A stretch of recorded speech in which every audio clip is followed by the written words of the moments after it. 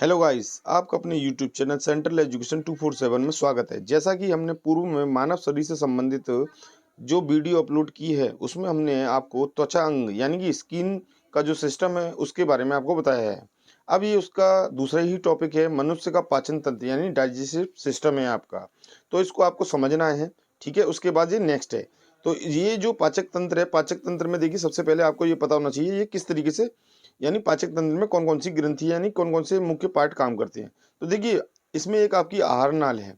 सबसे पहला आहार नाल में आपके क्या क्या है, इसी इसी आहार नाल से ही आपका पाचन तंत्र निर्मित होता है। तो उसमें कौन कौन से पार्ट आपके फंक्शन करते हैं। पहला है आपका मुख यानी कि आपका माउथ, दूसरा है ग्रसनी, तीसरा है आपकी ग्रासनली, चौथा है आपका अमाशय और पांचवा है छोटी आंत और छठा है आपका बड़ी आंत। ठीक है। तो इसमें पाचन तंत्र में ये मुख्य सहायक हैं जो पाचन तंत्र को पूरा करते हैं। तो चलिए इनका क्या क्या कार्य है और किस तरीके से ये वर्क करते हैं तो हम आपको बताते हैं। तो देखिए सबसे पहले मनुष्य का पाचन तंत्र इसको समझते हैं। देखिए पाचन तंत्र का क्या कार्य है, भोजन को चबाना, चबाए हुए भोजन को निगलना, निगले हुए भोजन को पचाना तथा अपच भोजन को बाहर त्यागना आदि प्रक्रियाएं क्या है पाचन तंत्र द्वारा होती हैं। मनुष्य के पाचन तंत्र में आहार नाल और उससे समृद्ध क्या होती है ग्रंथियां होती हैं यानी ग्लैंड्स होती हैं। ठीक है। तो आहार नाल ये सबसे पहला है। अब इस ये आहार नाल यानी पाचन तंत्र में जो प्रयुक्त नाल है आपकी वह कितनी लंबी है, ये क्वेश्चन आपका आ जाता है। तो मनुष्य की जो आहार नाल है वह 8 से 10 मीटर लंबी होती है। विभिन्न भागों में इसका व्यास क्या है अलग अलग होता है। आहार नाल को निम्नलिखित भागों में बांटा जा सकता है। पहला है आपका मुख यानी कि मुख गुहिका, दूसरा आपका है ग्रसनी, तीसरा है आपका ग्रसनली, चौथा है आपका अमाशय और पांचवा है छोटी आंत और छठा है बड़ी आंत। अब देखिए मुख क्या है, मुख में आपका मुख आपका स्टार्टिंग माउथ है, उसके अंदर जो गुहा है यानी कि मुख के अंदर का पार्ट जो जो आपको दिखता है जिसमें दांत भी है जीभ भी है उसे हम मुख गुहा कहते हैं। ठीक है। तथा उसके बाद जो कनेक्टेड है वह क्या है ग्रसनी, उसके बाद ग्रसनी कनेक्टेड है मुख गुहा में। तो देखिए दो होठों से घिरा एक मुख अंदर मुख गुहा में खुलता है। ठीक है ना, मुख की गुहा यानी गुफा है उस तरीके की, उसको हमने मुख गुहा कहा है साइंस में। मुख में 32 दांत होते हैं और प्रत्येक जबड़े में सामने दो जोड़ी कृतंक होते हैं। कृतंक यानी काटने वाले दांत यानी इंसीजर, जिससे हम खाने को कुतरते हैं। फिर उसके बाद रदनक होते हैं कैनाइन। कैनाइन का क्या काम है, भोजन का चीर फाड़ करना। ठीक है ना, पैने वाले जो दो दांत होते हैं वह रदनक है। उसके बाद अग्र चवर्णक यानी कुछ पार्ट पीसना भोजन का। उसके बाद है आपका चवर्णक यानी कि मोलर है, वो ग्राइंडिंग का कार्य करते हैं पूरी तरीके से। तो अग्र चवर्णक व चवर्णक दोनों को क्या कहते हैं, हम दांत कहते हैं। ठीक है। मनुष्य के दांतों के प्रकार, उनकी संख्या व उनके कार्य निम्नलिखित तालिका में दिए गए हैं। पहला है आपका तालिका के अंदर दांतों के प्रकार, दूसरा पार्ट है आपका प्रत्येक जबड़े में दांतों की संख्या और तीसरा है आपका दांतों का क्या कार्य है। तो देखिए इंसीजर कृतंक दांत बोलते हैं इसे, इसके दो जोड़ी होते हैं, चार दांत होते हैं और इसका क्या कार्य है भोजन को कुतरना। फिर दूसरा पॉइंट है आपका रदनक, जिसे कैनाइन कहते हैं, एक जोड़ी दांत है जिसमें दो दांत होते हैं और भोजन को पकड़ना व चीरना इसका कार्य है। तीसरा पॉइंट है आपका अग्र चमड़क जिसे प्रीमोलर कहते हैं, दो जोड़ी होते हैं, चार दांत होते हैं, इसका क्या कार्य है भोजन को चबाना व पीसना। इसी प्रकार से चवर्णक है, चवर्णक के तीन जोड़ी होते हैं, छह दांत होते हैं, इसका भी कार्य क्या है भोजन को चबाना व पीसना। ठीक है। चलिए आगे। अब आपके पास देखिए मुख गुहा के अंदर क्या पार्ट आता है, एक जीभ होती है आपको। ठीक है। अब जीभ किस तरीके से स्थित होती है मुख गुहा के अंदर, देखिए मुख गुहा के फर्श पर जीभ होती है जो भोजन का स्वाद चखती है, भोजन को चबाते समय उसे उलटती पलटती है व लार को मिलाने में सहायता करती है और चबाए गए भोजन को निगलने में मदद करती है। ठीक है। मुख गुहा का पिछला भाग ग्रसनी है यानी फ्रेनेक्स, जो मुख गुहा का अंतिम भाग है यानी पिछला पीछे का भाग उसमें ग्रसनी होती है। मुख गुहा की दीवारों में लार ग्रंथियां होती हैं। ठीक है। अपने गाल के नीचे वाले हिस्से में ग्रंथियां हैं और जीभ के नीचे भी ग्रंथियां होती हैं। ग्रंथियों से क्या निकलता है, एंजाइम निकलते हैं, जिससे क्या होता है टाइलिन नामक एंजाइम निकलता है जो क्या करता है हमारे भोजन को पाचन करने में मदद करता है। मुंह गुहा के ऊपरी भाग में, ऊपरी भाग जो होता है ऊपर वाला, उसे तालू कहते हैं यानी पैलेट कहते हैं। ठीक है। तो यहाँ तक आपको समझ में आ गया, जीभ का कार्य आपको पता चल गया, उसका क्या काम है भोजन में लार ग्रंथियों से निकलने वाले रस को मिलाना, भोजन को उलटना पलटना और निगलना। ठीक है। चलिए नेक्स्ट आगे बढ़ते हैं। अब देखिए आपने मुखगुआ पढ़ लिया, मुख भी पढ़ लिया। अब इसके बाद ग्रसनी, जो पीछे वाला भाग है जीभ के बाद जो नेक्स्ट चालू होता है वो है ग्रसनी कहलाती है। तो देखिए ग्रसनी में एकदम अंदर एक बड़ा छिद्र होता है, ठीक है ना। इसको निगल द्वार कहते हैं, यानी गैलेट कहते हैं, जिसमें खाना जाना स्टार्ट होता है। इसके द्वारा ग्रास नली ग्रसनी में खुलती है, ठीक है। इसके बाद पास ही श्वसन नली का छिद्र यानी घाटी द्वार होता है। इसके सामने ऊपर से मुलायम तालु लटका रहता है, जिसे हम क्या कहते हैं, यूबिला। ये याद रखना, आपने कभी देखा होगा अपने मुख के अंदर देखना, देखिए आपको एक बड़ा सा छेद दिखेगा, उसमें एक ऊपर की तरफ तालु लटका हुआ रहता है, जिसे आप तालु बोलते हैं, पर उसे क्या कहते हैं, यूबुला, यूबुला कहते हैं, ठीक है। तो ध्यान रखना। इस प्रकार जीभ के अंतिम सिरे पर पीछे की ओर निगल द्वार के आसपास क्या होते हैं, टॉन्सिल होते हैं, जो फूले हुए स्थान पर होते हैं, नहीं फूले हुए होते हैं थोड़े थोड़े टॉन्सिल, ठीक है। उसके बाद नेक्स्ट दूसरा पॉइंट है भोजन नली या ग्रसिका या ग्रास नली। इसको तीन नाम है, या तो आप ग्रास नली बोलिए या भोजन नली बोलिए या ग्रसिका, ठीक है। इसे ईसोफेगस कहते हैं। और ये ग्रसनी है आपकी, ठीक है ना, फेरेनेक्स।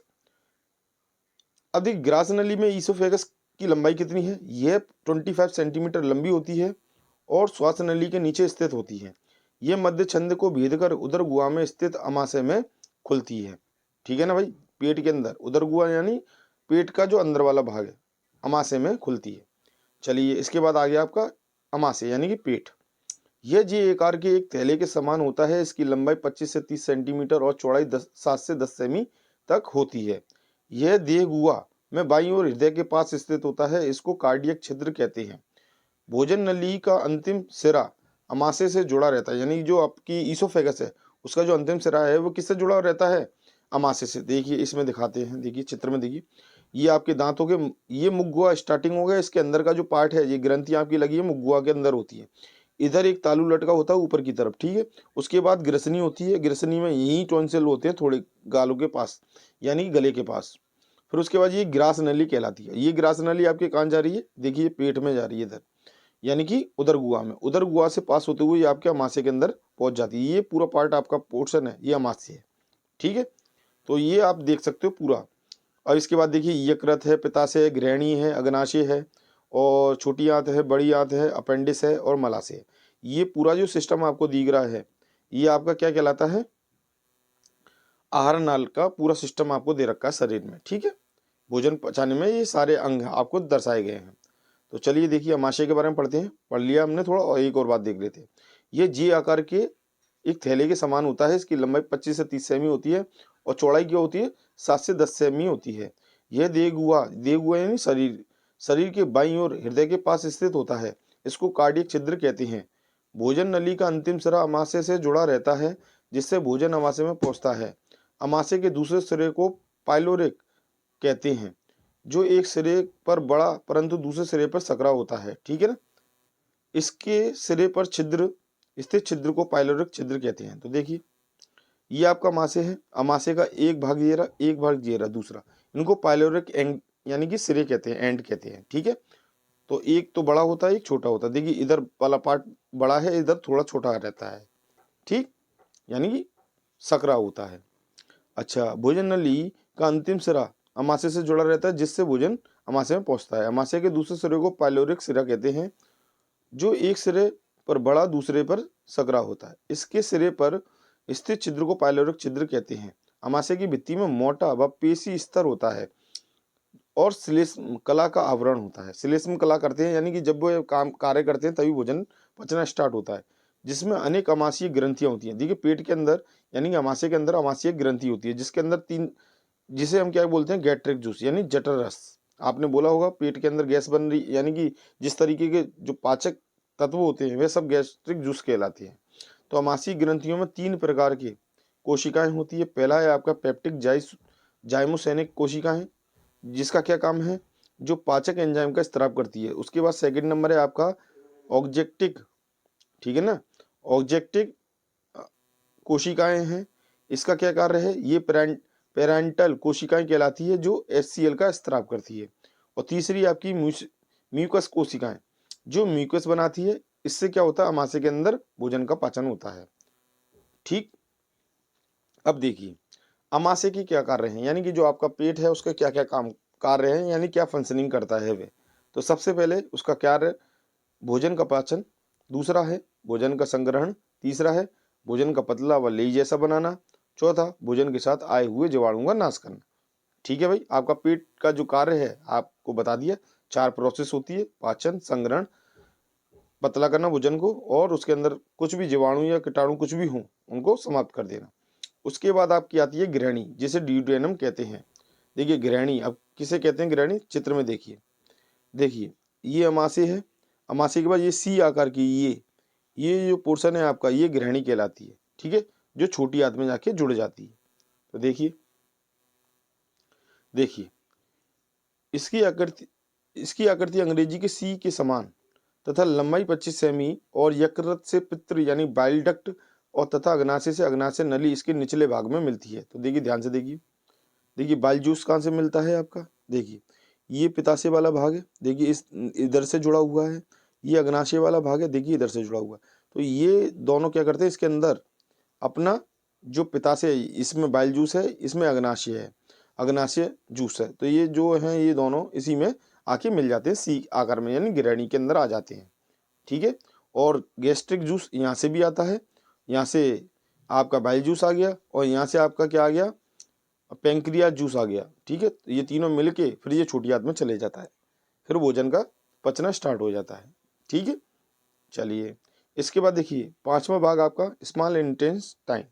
यह गृहिणी के निचले भाग से प्रारंभ होता है और यह नली में लगभग 6 से 7 मीटर लंबी होती है। याद रखना, इसकी लंबाई पूछ लेते हैं स्मॉल इंटेस्टाइन की।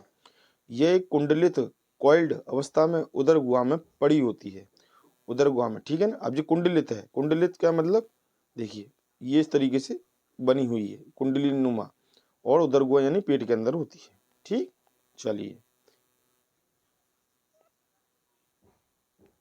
अब देखिए क्षुद्रांत की भित्ति में, भित्ति का मतलब जो दीवार है, आंतरीय ग्रंथियां होती हैं, यानी कि जो हमारी छोटी आंतें हैं उसके अंदर क्या होती हैं, ग्रंथियां होती हैं कुछ, जिसमें पाचक आंतरीय रस, जिस तरीके से पेट के अंदर ग्रंथियां होती हैं जिससे जठर रस निकला, ठीक है ना, पित्ताशय से पित्ताशय रस निकला, और आपके क्या कहते हैं अग्नाशय से अग्नाशय रस निकला, इसी तरीके से छोटी आंत से भी रस निकलते हैं। इसकी भित्ति में अनेक छोटे छोटे उंगली के आकार के रसांकुर होते हैं। इसमें क्या होती है, छोटी छोटी उंगली के आकार की रसाकुंड होती हैं। उनका क्या कार्य है, ये अवशोषण की सतह को बढ़ाते हैं, यानी कि कोई भी अगर खाना आता है तो वो जो बिली होती है उसके अंदर रस को ग्रहण करने वाली, वो अवशोषण कर लेती हैं। ठीक है, फिर उसके बाद आपका आता है नेक्स्ट बड़ी आंत, जिसे बृहद्रांत्र कहते हैं हिंदी में, शुद्ध हिंदी में। फिर उसके बाद ये आपका इंग्लिश में है लार्ज इंटेस्टाइन। तो ये अधिक चौड़ी होती है, यानी कि जो बड़ी आंत होती है वह चौड़ी होती है, इसकी लंबाई लगभग 7 फीट होती है। तो ये आपको ध्यान रखना है। छोटी आंत के एक छोटे से थैले जैसे भाग में खुलती है, इसे सीबम कहते हैं। इसका एक सिरा 7 से 10 सेमी लंबी सकरी व अधिनली यानी बंद नली के रूप में एक और रहता है। देखिए मैं बताऊं आपको, सीबम जो पहले वाला चित्र था उसमें था। ठीक है, चलिए मैं उसमें बताऊंगा अभी आपको, पहले से पढ़ लेते हैं पूरा। ठीक है, निकला रहता है, इसे कृमि परिशेषिका कहते हैं। थैले के दूसरी ओर लगभग 3 इंच चौड़ी नली कोलन के निकलती है, जो निकलने के बाद एक और गुहा के की ओर उठती है। ठीक है, उसके बाद ये क्या होती है, समांतर होकर नीचे उतरती है तथा अंत में मलाशय में खुल जाती है। मलाशय जिसमें आपका मल निकलता है। मलाशय क्या है, रेक्टम। यह बड़ी आंत का अंतिम भाग है। यह लगभग 7 से 8 इंच लंबा होता है। यह भोजन में केवल जल का अवशोषण कर लेता है। अब जब मलाशय में आपका भोजन पहुंच जाता है तो वो क्या करता है, जल का अवशोषण करता है।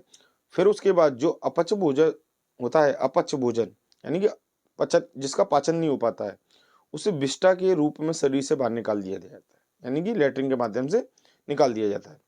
चलिए 8th नंबर का आपका है एनस।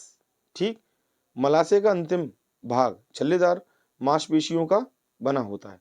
इसके बाहर खुलने वाले छिद्र को गुदा द्वार यानी कि एनल एपरेटर कहते हैं। ठीक, तो आपको समझ में आ गया यहाँ तक। देखिए उस वाले पार्ट को, यानी जो कोलन है वो मैं आपको दिखाता हूँ चित्र में। चलिए देखिए चित्र में आपको, देखिए यहाँ पर आपका देखिए छोटी आंत हो गई, छोटी आंत होने के बाद में ये बड़ी आंत स्टार्ट हो जाती है। स्टार्ट होने के बाद ये जो पार्ट था, ये आपका ये छोटा सा हिस्सा है, यही आपका क्या था, अपेंडिक्स यानी कि कोलन कहलाता है, जो बंद नली है। ठीक है, यहाँ पर ये बंद होती है। अच्छा, उसके बाद देखिए ये बड़ी आंत में इस तरीके से भोजन जाता है, तो इस पूरी बड़ी आंत में क्या होता है, जल का अपशोषण हो जाता है। जल का अपशोषण होते ही ये किसमें, इसमें आ जाता है मलाशय के अंदर। मलाशय में भी क्या है, जो थोड़ा बहुत रह गया हो जल तो वो ग्रहण कर लेगा, फिर उसके बाद एनएस से निकल जाता है आपका मल। ठीक है, तो ये आपका आहार नाल का हमने आपको यानी कि पाचन तंत्र जो आपका डाइजेस्टिव सिस्टम है शरीर का, वो हमने आपको पूरा बता दिया।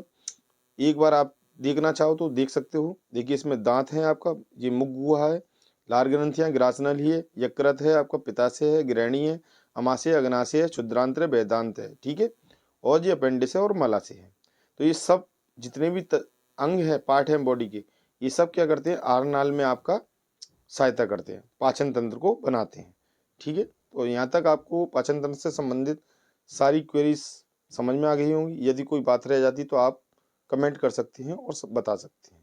तो यहाँ तक देखने के लिए धन्यवाद आपका।